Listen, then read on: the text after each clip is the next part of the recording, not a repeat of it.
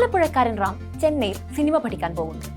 അവിടെ വെച്ച് അയാളുടെ ജീവിതത്തിലേക്ക് ആനന്ദിയും മല്ലിയും പാട്ടിയും വെട്രിയും രേഷ്മിയും അടക്കം വളരെ കുറച്ചു പേർ കടന്നു വരുന്നു. റാമിന്റെയും ആനന്ദിയുടെയും പ്രണയം മലയാളത്തിൽ ആഘോഷിക്കപ്പെടുന്നു. മലയാളത്തിൽ വളരെ പെട്ടെന്ന് 50ഓളം പതിപ്പുകളായി 3 ലക്ഷത്തിലധികം കോപ്പികൾ വിറ്റഴിഞ്ഞ റാം കെയർ ഓഫ് ആനന്ദി എന്ന നോവൽ വീണ്ടും ചർച്ചകളിൽ ഇടം പിടിച്ചിരിക്കുകയാണ്.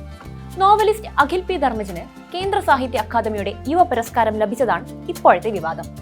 മലയാള എഴുത്തുകാർ തമ്മിലുള്ള ചേരിതിരിഞ്ഞുള്ള വാക്പോരിനും ആരോപണ പ്രത്യാരോപണങ്ങൾക്കുമെല്ലാം ഈ അവാർഡ് കാരണമായിരിക്കുന്നു. ഏതാണ് മികച്ച സാഹിത്യം, അവാർഡിന് അർഹരാരാണ് എന്നതെല്ലാം കണ്ടുപിടിക്കാനുള്ള ഓട്ടത്തിലാണ് സോഷ്യൽ മീഡിയ. മികച്ച സാഹിത്യകൃതിക്കല്ല പുരസ്കാരം ലഭിച്ചത് എന്നതാണ് മുഖ്യ വിമർശനം. ആൾക്കൂട്ടം ഹിറ്റാക്കിയ ഒന്നിനെ പൊതുബോധത്തിലൂന്നി ജൂറിയും തെരഞ്ഞെടുത്തിരിക്കുന്നു.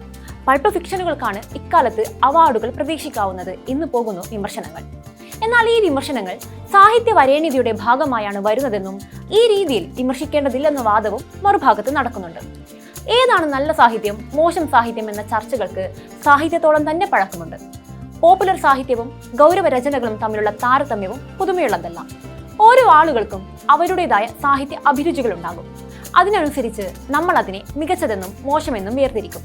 അല്ലാതെ പൊതുവായി ഇന്നതാണ് മികച്ചതും വായിക്കേണ്ടതുമായ ഒരു കൃതിയെന്ന് ആരും മാനദണ്ഡം ഉണ്ടാക്കേണ്ടതുമില്ല. ഇവിടെ റാം കെയർ ഓഫ് ആനന്ദി എന്ന നോവൽ എഴുതിയ അഖിൽ പി ധർമ്മജൻ എന്ന ചെറുപ്പക്കാരൻ എന്ത് തെറ്റ് ചെയ്തു? അയാൾ അദ്ദേഹത്തിന്റെ ഭാവനകളിൽ നിന്ന് ഒരു നോവൽ എഴുതുക മാത്രമാണ് ചെയ്തത്.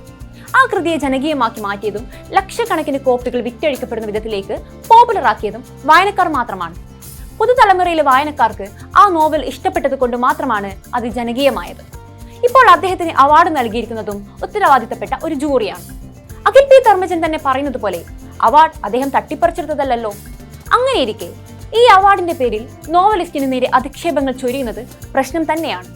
റാം കെയർ ഓഫ് ആനന്ദി ഒരു മികച്ച സാഹിത്യ കൃതിയാണെന്ന് അഖിൽ പി ധർമ്മജൻ എവിടെയും അവകാശപ്പെട്ടിട്ടില്ല. അയാൾക്ക് തോന്നിയ ഒരു കഥ എഴുതി. അത് DC ബുക്സ് പോലെ പ്രസാധന രംഗത്ത് വർഷങ്ങളായി വിശ്വാസ്യതയുള്ള പ്രസാധകർ പ്രസിദ്ധീകരിച്ചു. പിന്നീട് അത് എഴുത്തുകാരൻ്റെതല്ല, മറിച്ച് വായനക്കാരൻ്റെത് കൂടിയാണ്. വായന മരിക്കുന്നതെന്നും പുതുതലമുറ വായനാശേഷി ഇല്ലാത്തവരാണെന്നുമുള്ള വിമർശനങ്ങൾക്കിടയിൽ ജെൻസി ജനറേഷന്റെ ഇഷ്ട പ്ലാറ്റ്ഫോമായ ഇൻസ്റ്റഗ്രാമിൽ ആ പുസ്തകം തരംഗമാകുന്നു. വായനയിലേക്ക് ഒരു കൂട്ടം ആളുകളെ ഇൻട്രൊഡ്യൂസ് ചെയ്യാൻ ആ പുസ്തകത്തിന് സാധിച്ചു. എന്റെ പുസ്തകം വായനയുടെ ആദ്യ പടിയാണെന്നും അത് വായിക്കുന്നവർ പിന്നീട് മികച്ച മറ്റ് പുസ്തകങ്ങൾ കൂടി വായിക്കുമെന്നുമാണ് അഖിൽ പി ധർമ്മജൻ തന്നെ പറഞ്ഞിട്ടുള്ളത്. ഈ പറഞ്ഞിട്ടുള്ള എന്റെ പുസ്തകങ്ങളാണ് ഫസ്റ്റ് സ്റ്റെപ്പ്. അതിൽ നിന്ന് കയറി അവർ അവിടെ എത്തിക്കോളൂ. അതിനുള്ള ഒരു ടൈം കൊടുക്കുക. അതുപോലെ ഞങ്ങളെ കണക്കുള്ള ലളിതമായിട്ട് എഴുതുന്ന ആൾക്കാരോട് ഒരുപാട് വിദ്വേഷമില്ലാതെ പ്രോത്സാഹനം തന്നില്ലെങ്കിലും നിരുത്സാഹപ്പെടുത്താതിരിക്കുക ആ ഒരു റിക്വസ്റ്റ്.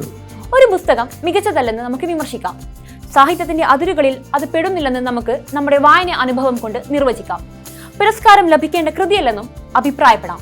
പക്ഷേ ഒരു പുരസ്കാരം ലഭിക്കുമ്പോഴോ അല്ലെങ്കിൽ അത് ആഘോഷിക്കപ്പെടുമ്പോഴോ ആ കൃതിയെയും എഴുത്തുകാരനെയും അടച്ചാക്ഷേപിക്കേണ്ടതിന്റെ ആവശ്യം എന്താണ്? എനിക്ക് ശേഷം പ്രളയം എന്നല്ല എഴുത്തുകാർ കരുതേണ്ടത്. പുതിയ എഴുത്തുകളെയും സാഹിത്യകാരെയും ചേർത്ത് പിടിക്കുകയാണ് വേണ്ടത്. അവരെ പ്രോത്സാഹിപ്പിക്കുക, എഴുത്തിലെ പുതിയ രീതികളെ മനസ്സിലാക്കുക. അല്ലാതെ ഒരു പുരസ്കാരത്തിന്റെ പേരിൽ ഒരാളെ അടച്ചാക്ഷേപിക്കുന്നതിലൂടെ നിങ്ങൾ ഇക്കാലം അത്രയും എഴുതിയ കൃതികളും വായിച്ച പുസ്തകങ്ങളും നിങ്ങളെ നവീകരിച്ചിട്ടുണ്ടോ എന്ന ചോദ്യം ഉയർന്നു വരും. പ്രത്യേകിച്ചും പുസ്തകങ്ങളും വായനയും മനുഷ്യർക്ക് നല്ല ചിന്തകൾ മാത്രമാണോ നൽകുന്നത് എന്ന ചർച്ച വരുന്ന ഈ കാലത്ത് റാം കെയർ ഓഫ് ആനന്ദി വിമർശനത്തിന് അതീതമല്ല എന്ന വാദമൊന്നുമില്ല. വിമർശിക്കണം, പക്ഷേ ഈ അതിരുവിട്ട ആക്രമണം എന്തിനെന്ന ചോദ്യം ബാക്കി നിൽക്കുകയാണ്.